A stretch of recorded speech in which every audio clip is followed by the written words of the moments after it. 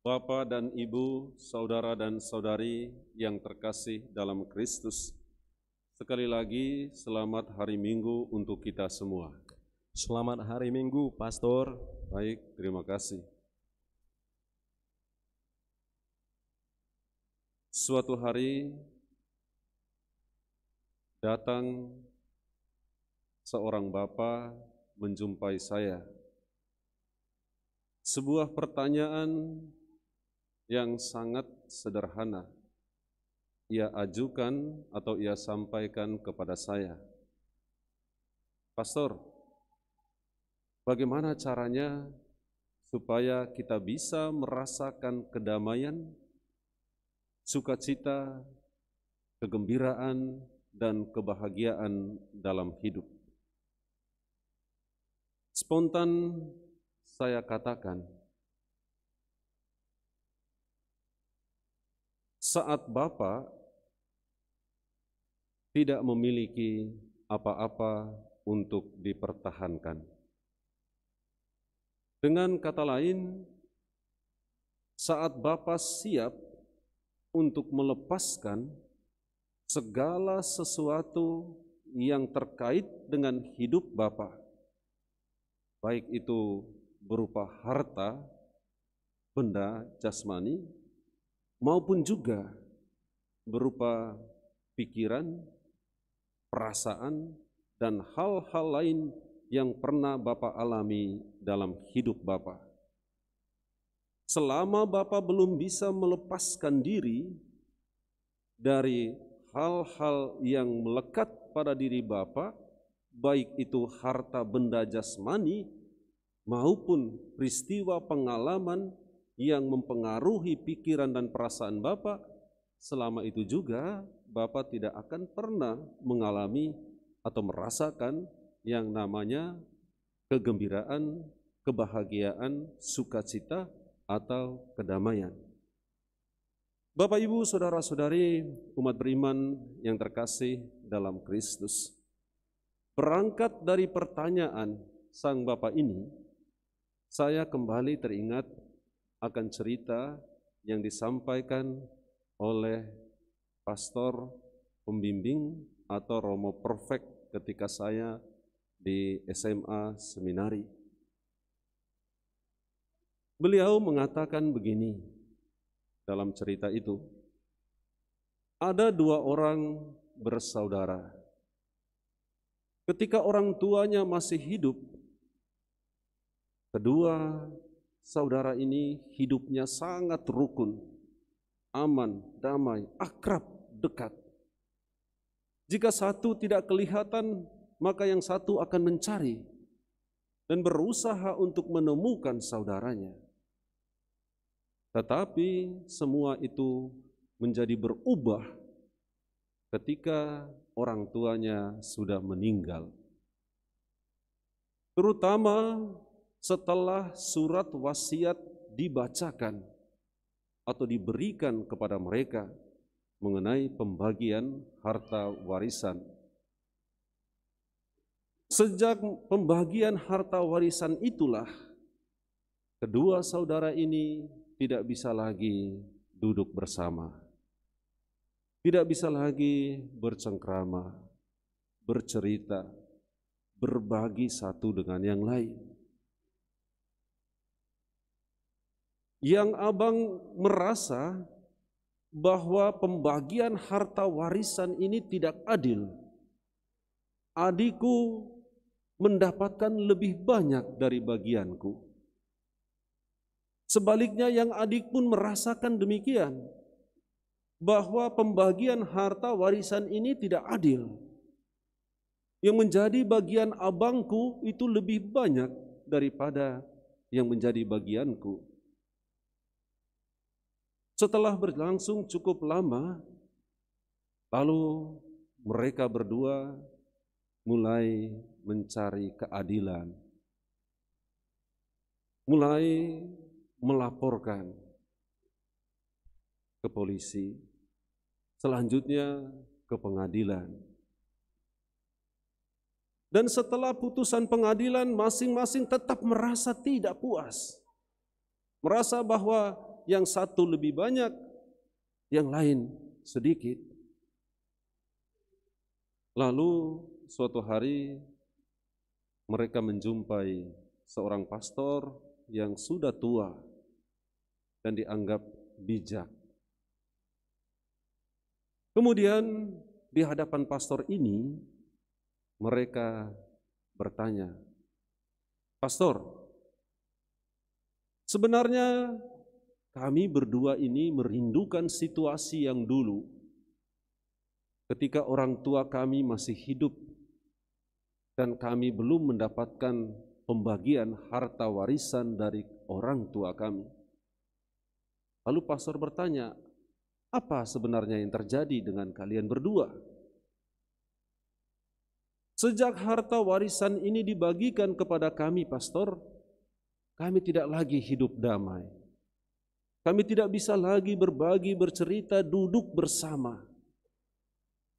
"Mengapa?" kata pastor. "Karena kami masing-masing merasa tidak adil.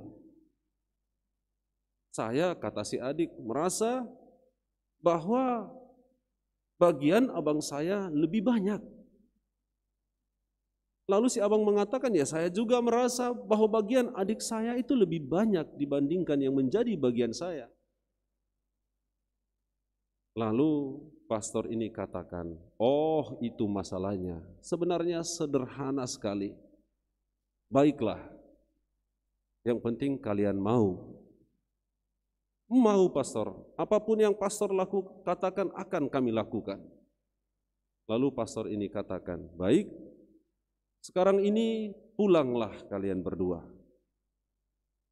Semua harta warisan yang menjadi bagian si abang diserahkan kepada si adik. Dan semua harta warisan yang menjadi bagian si adik diserahkan atau diberikan kepada si kakak. Percayalah, kamu akan bahagia. Kamu akan merasakan kedamaian, sukacita, seperti yang dulu kamu alami ketika belum terjadi pembagian harta warisan ini." Bapak, Ibu, saudara-saudari umat beriman yang terkasih dalam Kristus, apakah mereka lakukan? Setelah pastor ini cek, ternyata tidak. Mereka tetap mempertahankan apa yang menjadi bagiannya. Dan mereka tidak rela untuk memberikan apa yang menjadi bagiannya kepada saudaranya. Maka rasa damai itu, maka sukacita itu, maka kegembiraan itu tidak pernah dialami oleh kedua saudara ini. Bapak, Ibu, saudara-saudari umat beriman yang terkasih dalam Kristus, nasihat yang bagi saya itu sangat menarik disampaikan oleh sang pengkhotbah. Bagaimana dalam kitab kebijaksanaan itu ia menyampaikan membangun hidup bijaksana itu seperti apa. Saya mencoba mencari tahu apa sebenarnya maksud kata kebijaksanaan dalam kitab suci.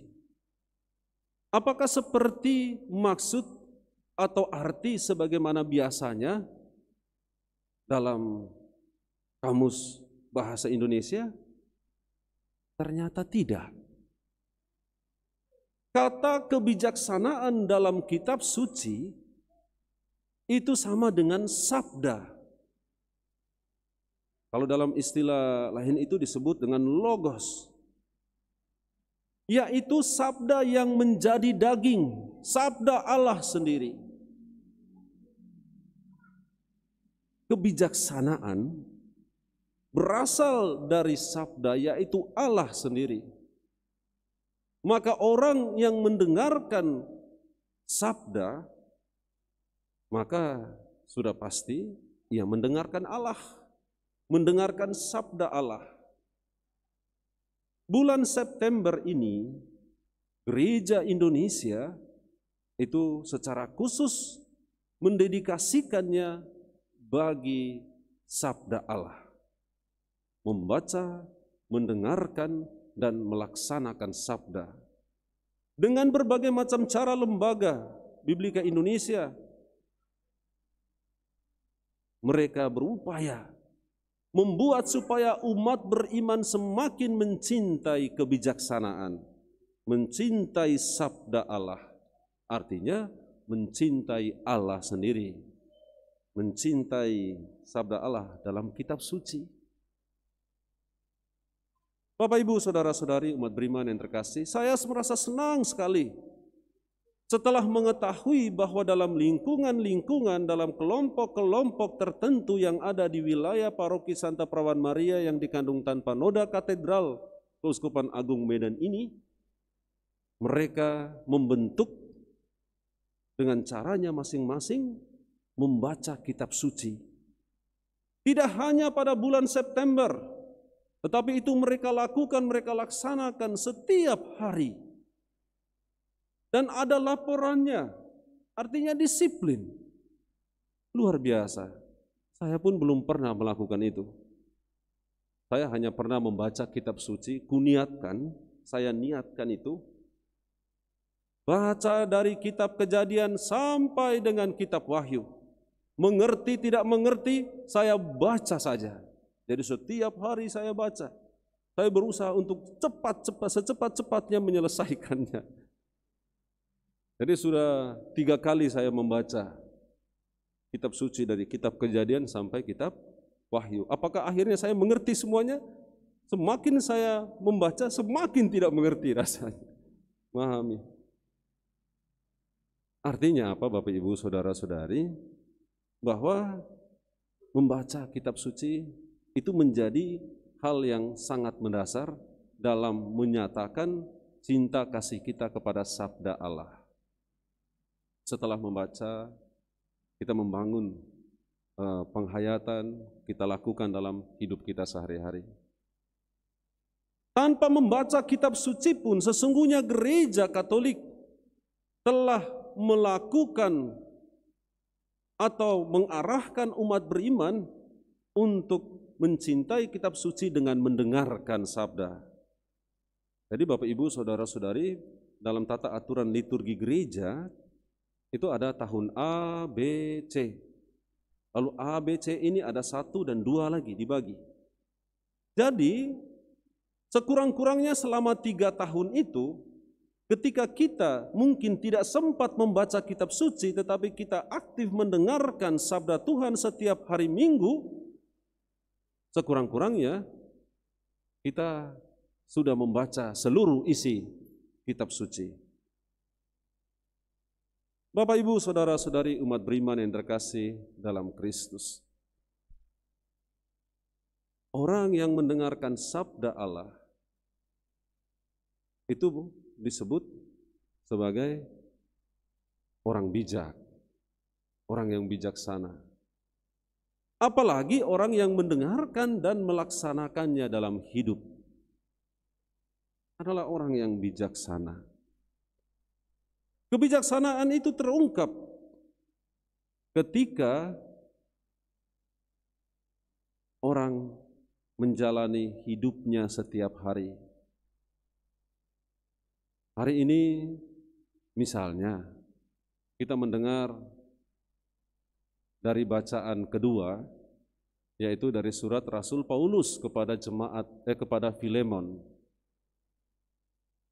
Di sana Paulus menyampaikan kepada Filemon untuk kembali menerima Onesimus yang adalah hamba, yang statusnya sebagai hamba, boleh dikatakan budak dari Filemon yang ia berikan kepada Paulus supaya Onesimus melayani Paulus karena Paulus sudah semakin tua dan bahkan berada di penjara. Paulus mengembalikan Onesimus kepada Filemon.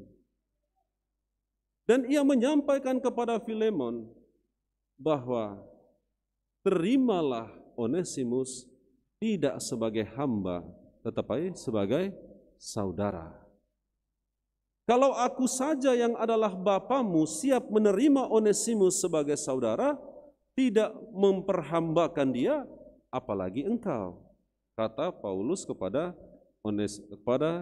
Filemon. Bapak Ibu, saudara-saudari umat beriman yang terkasih, pengaruh atau efek dari sabda Allah yang kita baca maupun yang kita dengarkan itu akan membentuk hidup kita. Kita siap untuk melepaskan rasa nyaman, aman karena pelayanan orang lain. Jadi kita malah sebaliknya dibuat untuk siap melayani orang lain. Kadang-kadang orang tidak siap untuk melepaskan kemudahan-kemudahan dalam hidup. Termasuk kita-kita ini. Juga saya sebagai pastor. Ketika sudah berada dalam situasi aman, nyaman, dilayani, senang, enak, kita tidak siap untuk melepaskannya. Kita ingin terus berada dalam zona nyaman, aman hidup kita. Apa yang terjadi Bapak Ibu Saudara-saudari? Kita semakin malas bergerak. Lalu selanjutnya kita akan sakit, menderita, sakit, obesitas misalnya. Ya karena malas bergerak, dilayani terus. Kemudian kolesterol berikutnya datang, asam urat dan lain-lain. Karena ada kenyamanan, fasilitas dan sebagainya. Ada mobil, mau kemana-mana mobil dan sebagainya. Jalan kaki sudah tidak ingat lagi.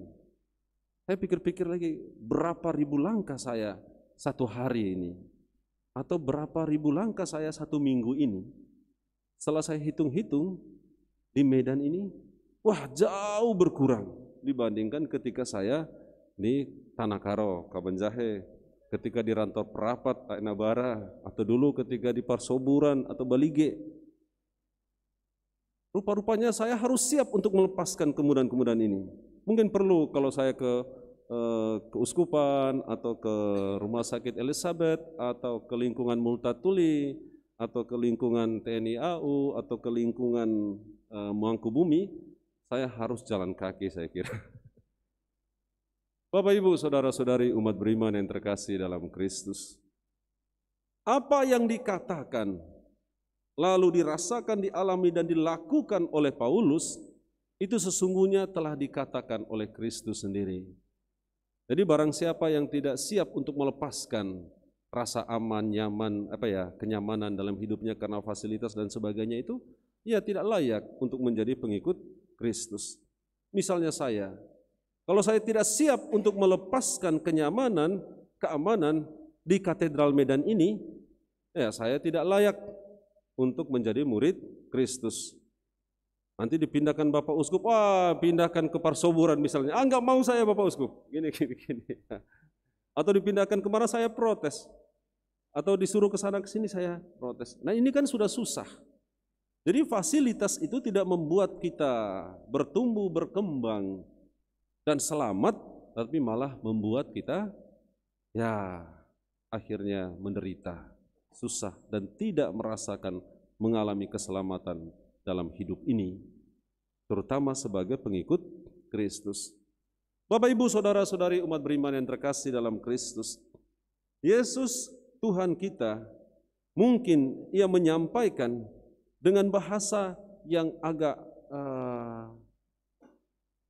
kurang enak didengar ketika dia mengatakan kepada orang-orang yang berduyun-duyun mengikutinya, jika seorang datang kepadaku dan ia tidak siap membenci bapaknya, ibunya, saudara-saudarinya laki-laki, perempuan, atau harta bendanya, ia tidak layak menjadi muridku. Bahasa ini membenci tidak seperti yang kita maksudkan, tidak. Tapi maksudnya adalah supaya hendaknya kita tidak melekat dengan segala sesuatu yang kita miliki, tidak melekat dengan hal-hal yang kita alami dalam perjalanan hidup kita yang membuat kita merasa ya terus berada dalam zona nyaman, lalu tidak membuat kita berkembang. Kita harus siap untuk menderita, karena itu Yesus katakan, barang siapa yang ingin mengikuti aku, ia harus siap untuk meninggalkan segala-galanya dan memanggul salibnya. Memanggul salib, siap menderita. Bapak, Ibu, saudara-saudariku, umat beriman yang terkasih dalam Kristus, semoga pengalaman-pengalaman dalam hidup kita yang kita temukan atau kita jumpai, kita dengar dari orang-orang di sekitar kita membantu kita untuk berkembang. Seperti pengalaman Bapak yang bertemu dengan saya tadi.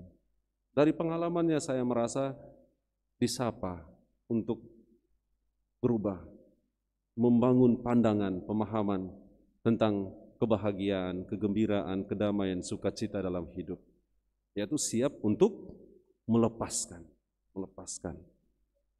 Bukan hanya yang terkait dengan fasilitas hidup kita atau keenakan hidup kita, juga termasuk dengan hal-hal yang menyedihkan. Kalau yang menyenangkan diminta untuk dilepaskan, apalagi yang menyedihkan. Jangan disimpan-simpan terus. Nanti makin susah hidup kita. Amin.